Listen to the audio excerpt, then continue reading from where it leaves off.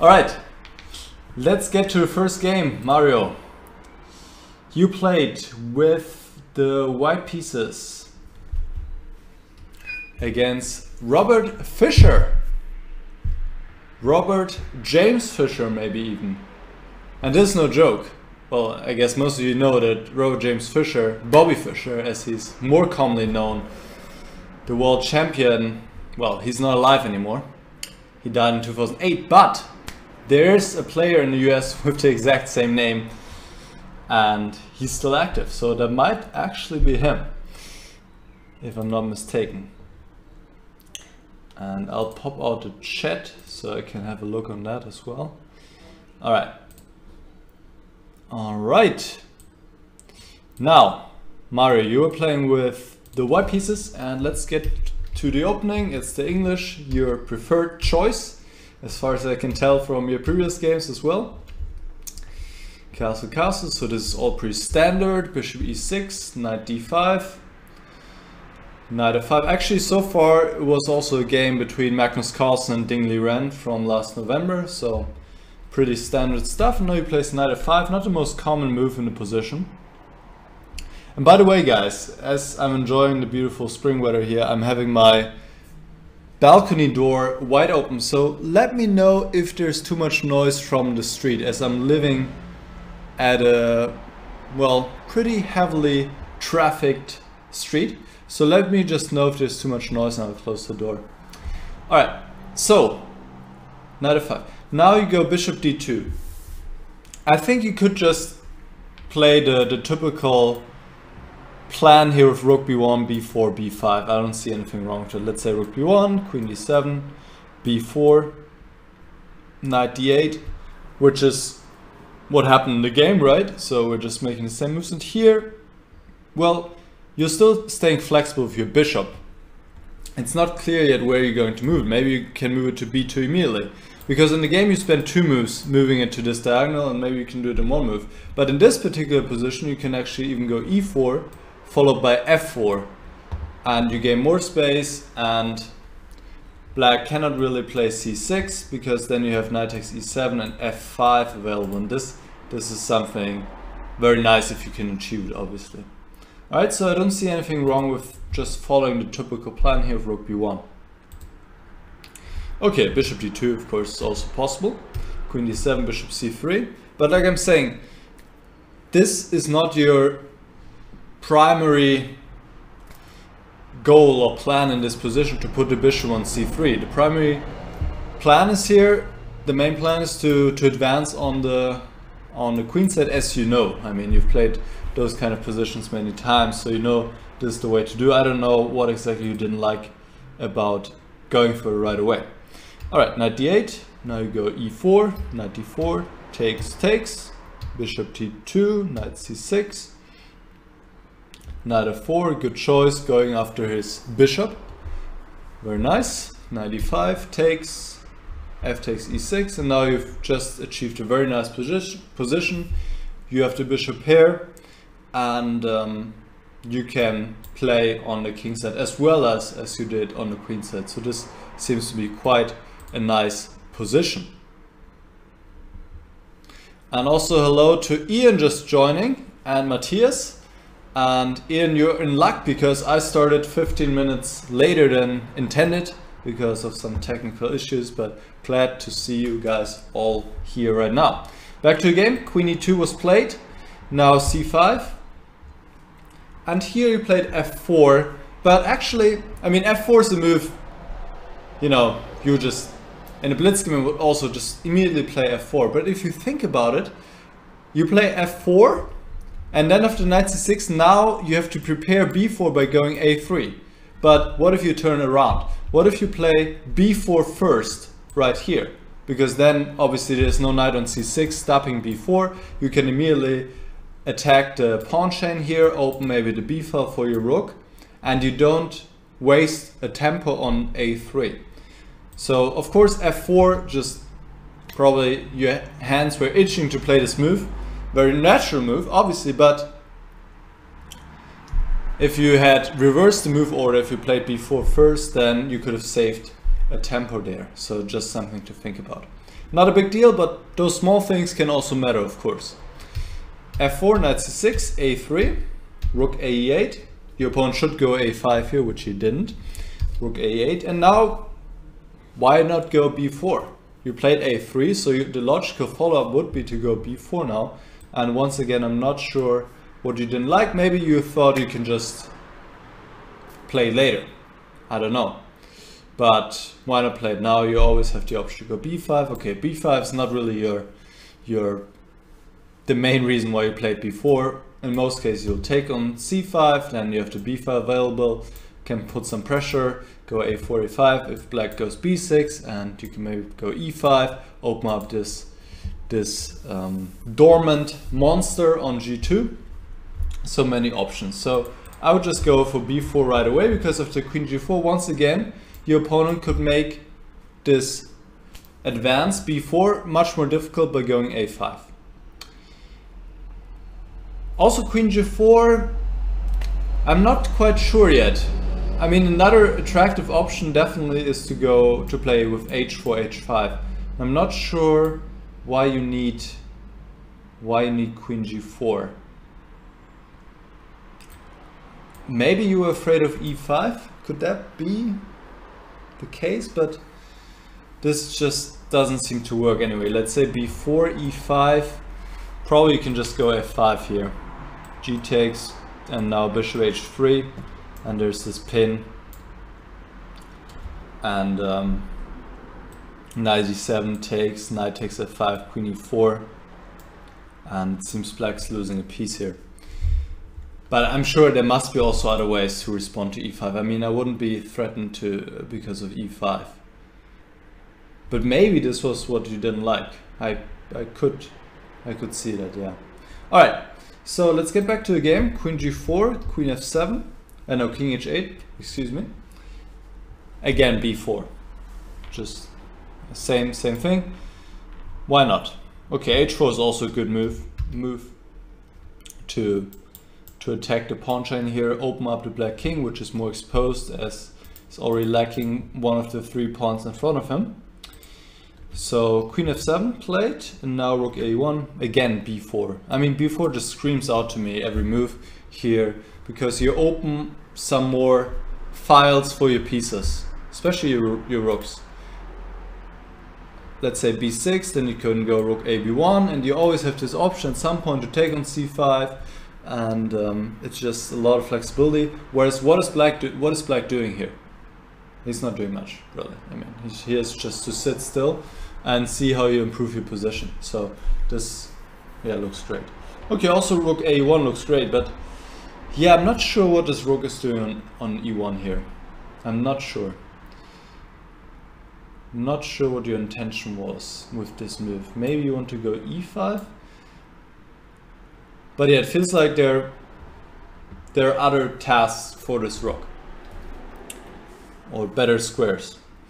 Okay, h5, queen d1, okay, queen g8, and now, finally, it is time, b4, finally, okay, and your opponent goes e5. Yeah, this is what often happens in such games, where one side is rather passive and is lacking any kind of obvious plan, that the passive side just decides to do something, go active, but well, can't sit still, and then goes active, and it's just not good. And this is the case with e5, which is a losing move actually already, which looks surprising, right? It's equal material and rather close position, but yeah, if you play f5 here, you're just completely winning, which is funny, yeah, but also not that surprising, because black has weakened his king side considerably, also with the move h5, and you have the light squared bishop to attack these targets. And after f5, well, black will just lose the pawn h5. For example, the line you also gave here, I think. Now bishop g5 even is possible to threaten f6, and yeah, it's just too strong. Rook f7. Takes, bishop f3 now. I mean, this was also possible one move earlier, I'm pretty sure. but you're just picking up this pawn, and then you have two connected passed pawns against the king, and the king's weak. You have the bishop, which can come to f5. It's just completely over here. Yeah, and you said in your comments that you were not sure about f5 yet, and you want to prepare it one more time by going bishop h3 to have some more power on the f5 square. And bishop h3, of course, is also a decent move, but the problem is it doesn't win on the spot. I mean, it's not... Black can still play on, and he did. Especially, well, you give him the option to take on f4, right? So, in this position, you don't need any more support for f5, obviously. Black cannot take anyway because of queen takes h5. So, yeah, there was just no need, and also it's not clear whether you'll put the bishop on h3 or even go after this pawn, as we saw in the variation just now. Okay, so yeah, a little tough for me to say what stopped you there exactly. Maybe just more like a feeling, but not a concrete calculation. Maybe you want to improve your position too much before taking action, but in that way missing the right point in time to take action.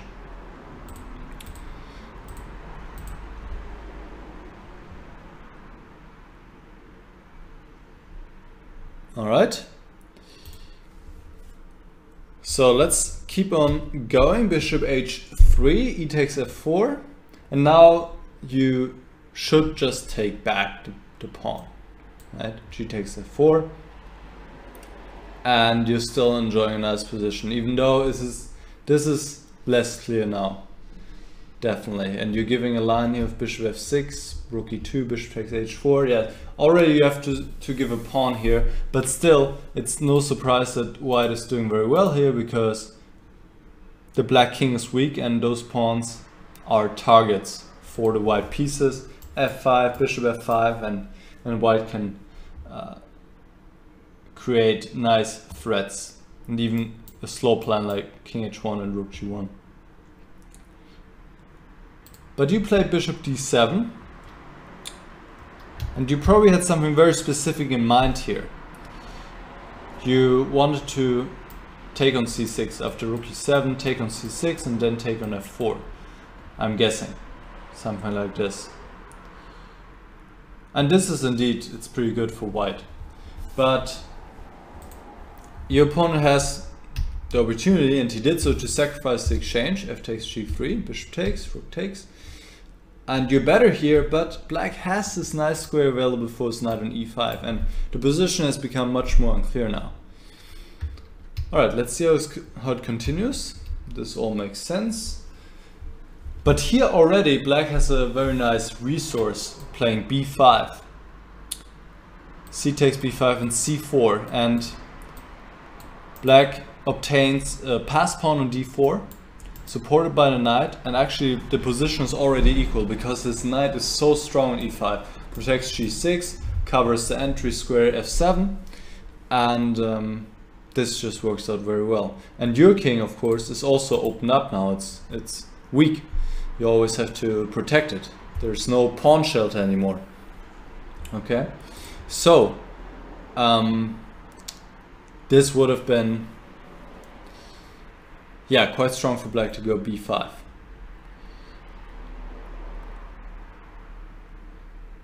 So I'm guessing that you didn't think black would get such nice counterplay after bishop d7, giving the exchange. And it's just a very common mistake that also happens to me. I'm also very much a materialist, and I think, okay, I'm up material, I'm up in exchange, so this should be good, right? And black only has one pawn, but he has this powerful knight on e5. That's really an important point, and also such an improvement over a position before where the knight was always just a bystander, not having really much of an impact. Now on a beautiful outpost on e5. Alright, queen e6, bishop g5.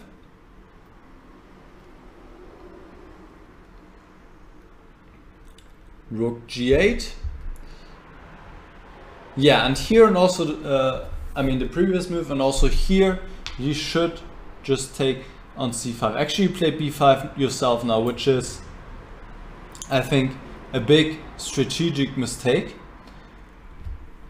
because you're closing down files, and your rooks need files. Rooks become most effective when they have files, open files to work with, right? And here you have one file, but the problem is that the entry squares where you could cause trouble, f7, f6, are covered.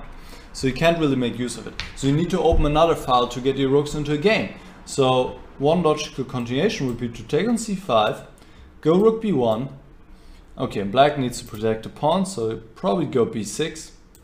And then you'll start a4, a5, and you will eventually open up a file for your rook, either the a file or the b file. And then this rook will come onto action. If it's on the 7th rank, suddenly it can get quite uncomfortable again for the black king. So this is, I think, the right course of action here. Get your rooks in the game. Especially this rook. I mean, this rook is doing something, but this rook is doing nothing. So we need to get this one in the game. And with playing b5, you're, well, closing down the king side, and becomes much harder to do anything. Alright, now your opponent played knight g4, rook f3, bishop e5, queen h3, queen e8, rook e2. I think this is all fine. Actually now black opens the file, but okay, you cannot really make use of it right now. Not yet. Queen a3. Okay, here's the next moment. You played the move king h1. And I think at this point you were pretty low on time.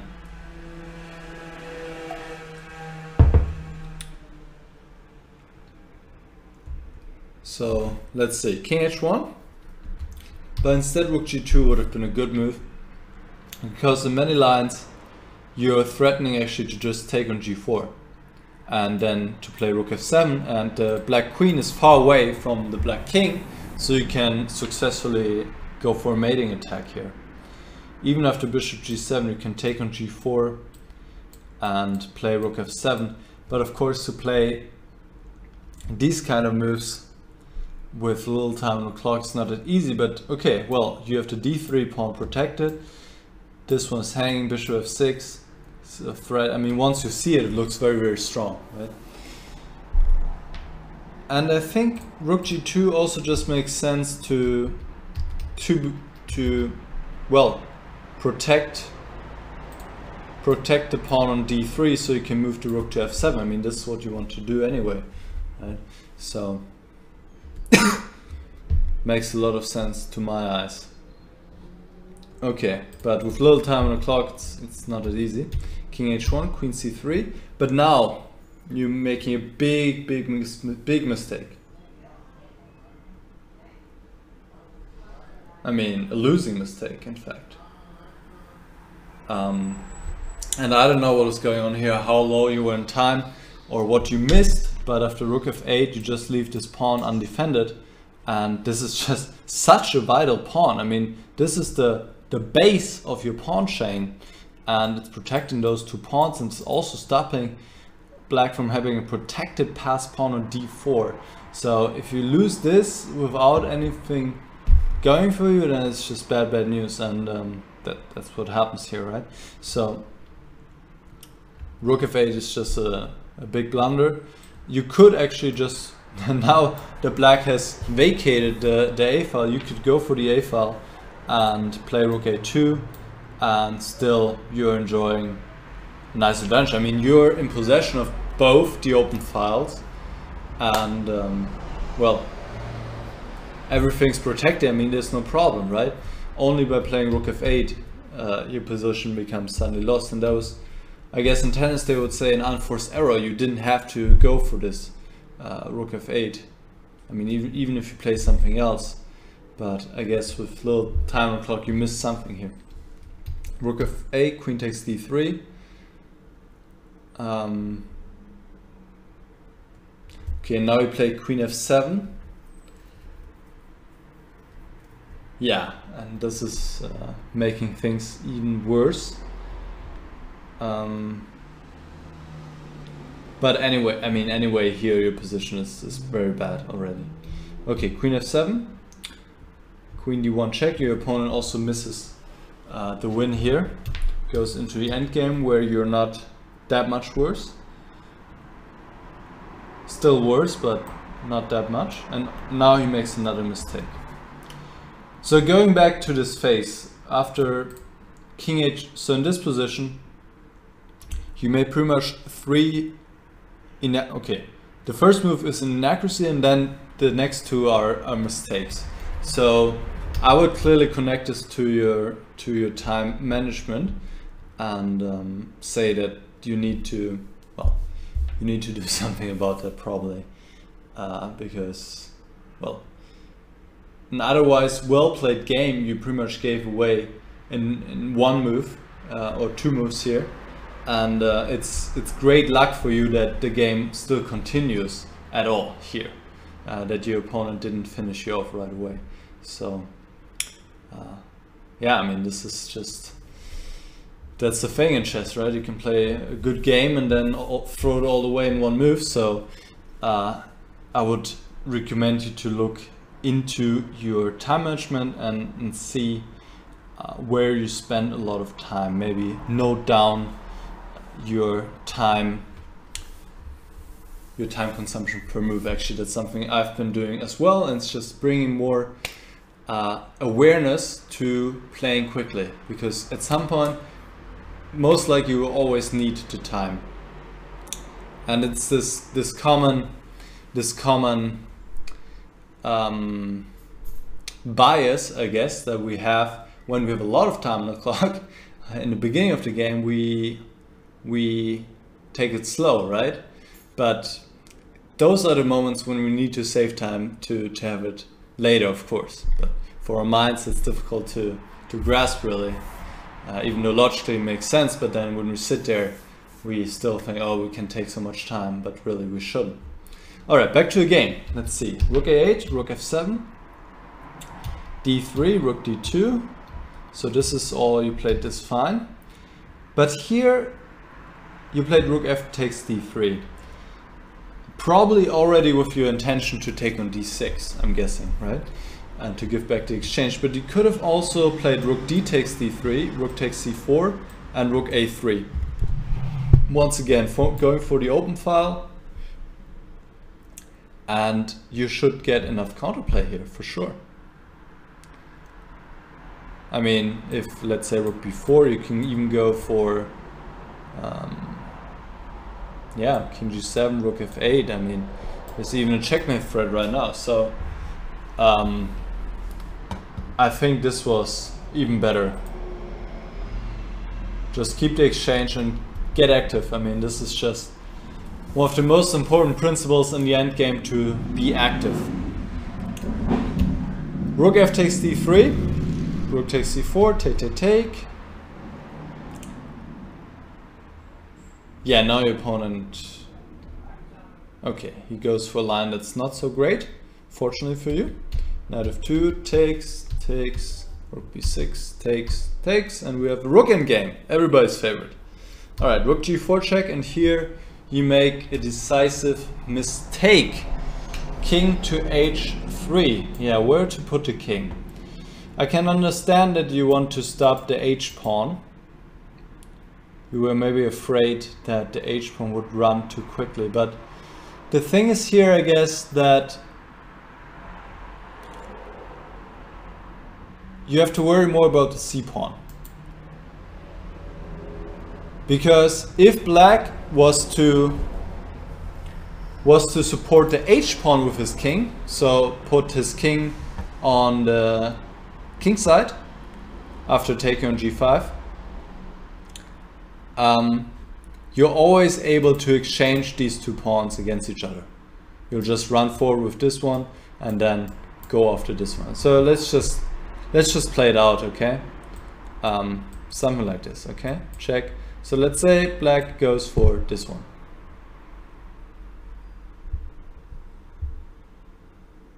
Well, I mean, this doesn't even make any sense after rook c7, honestly, because yeah, okay, well, what is he supposed to do now? c4, okay, and this is obviously a draw.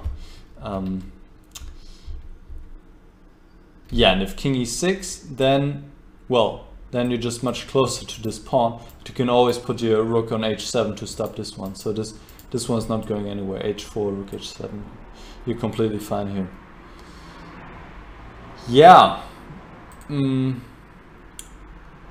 So just an unfortunate decision here to play king h3 when I think the position is lost.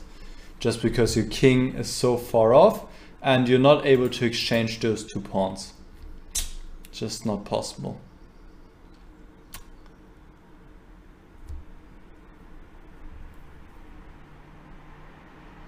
Yeah, I'm not sure what to tell you here. Of course I could take the easy route and say, yeah, you have to study more rook endgames, but well, that would be a little bit generic advice, obviously. So I would say it's also a lot about experience, and I guess also a lot just about calculation and considering what your opponent wants to do. And his only hope is to support this pawn, the c pawn, and so you need to bring your king towards the c pawn as well. That's just what it is. So yeah, unfortunately you chose the wrong move here, and then there's no hope here, I believe. Even if you try king h4 here, I think it's lost.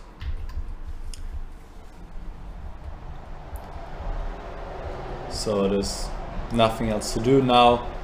Black doesn't exchange the c pawn against the b pawn, but the h pawn against the c pawn, and that's then easily winning for him because he's with his king in front.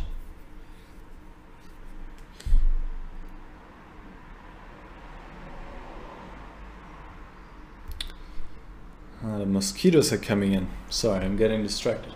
Maybe I'll close the balcony door very quick. Be right back.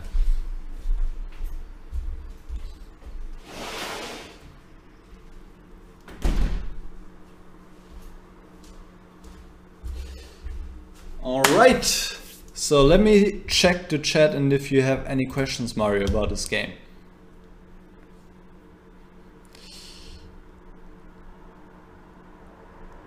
All right.